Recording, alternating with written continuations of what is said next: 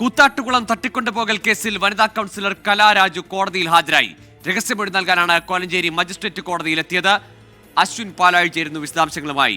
അശ്വിൻ, നിയമസഭയിലടക്കം വലിയ രാഷ്ട്രീയ തർക്കമായി വിവാദമായി മാറിയ വിഷയമാണ്.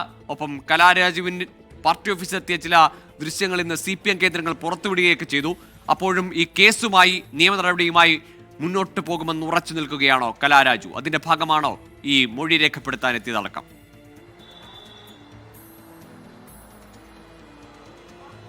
ഗൂഗിൾ ഈ തട്ടിക്കൊണ്ടുപോകലുമായി ബന്ധപ്പെട്ട് വലിയ വിവാദങ്ങൾ ഇപ്പോഴും തുടരുന്നതിനിടെയാണ് കലാരാജു കോലഞ്ചേരി മജിസ്ട്രേറ്റ് കോടതിയിലെത്തി രഹസ്യമൊഴി നൽകുന്നത്. കഴിഞ്ഞ ദിവസം കൂത്താട്ടുകുളത്തെ ആശുപത്രിയിൽ അഡ്മിറ്റായ ശേഷം ഈ സംഭവ ദിവസം തന്നെ പോലീസ് മൊഴിയെടുക്കാൻ ശ്രമിക്കുന്നതിനിടെ കോൺഗ്രസ് നേതാക്കൾ തന്നെ ഇത് തടസ്സപ്പെടുത്തുകയും പോലീസ് എടുക്കുന്ന മൊഴി അട്ടിമറിക്കാനുള്ള ശ്രമങ്ങൾ നടക്കുന്നുവെന്നൊക്കെ ആരോപിക്കുകയും ചെയ്തതാണ്. അതിന് പിന്നാലെയാണ് 164 രേഖപ്പെടുത്തണമെന്ന ഒരു തീരുമാനത്തിലേക്ക് പോകുന്നതും അന്ന് നോട്ടീസ് നൽകിയെങ്കിലും ആരോഗ്യപരമായ ചില പ്രശ്നങ്ങളെ തുടർന്നത് നീണ്ടുപോവുകയായിരുന്നു. എന്തായാലും അല്പസമയം മുമ്പ് കലാരാജു കോടതിയിലെത്തി. ആംബുലൻസിലാണ് ആശുപത്രിയിൽ നിന്ന് നേരെ കോടതിയിലേക്ക് വരുന്നത്.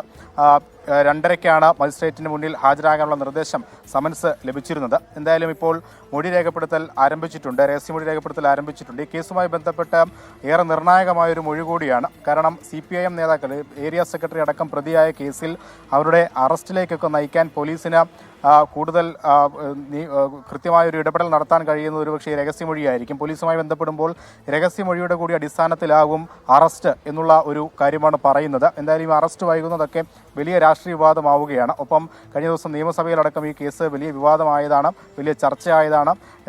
ഇനിയിപ്പോൾ തുടർ നടപടികളിലേക്കൊക്കെ നയിക്കാൻ കരുത്തു പകരുന്നൊരു കാര്യത്തിലേക്കാണ് പോകുന്നത്. ശക്തമായ നിയമ നടപടിയുമായി മുന്നോട്ട് പോകാനാണ് തീരുമാനം. CPMന്റെ ജില്ലാ സെക്രട്ടറി അടക്കം വലിയ ആക്രമണം നടത്തുന്നു കലാരാജുവിനെതിരെ എന്നുള്ളതാണ് കോൺഗ്രസിന്റെ അടക്കം ആരോപണം.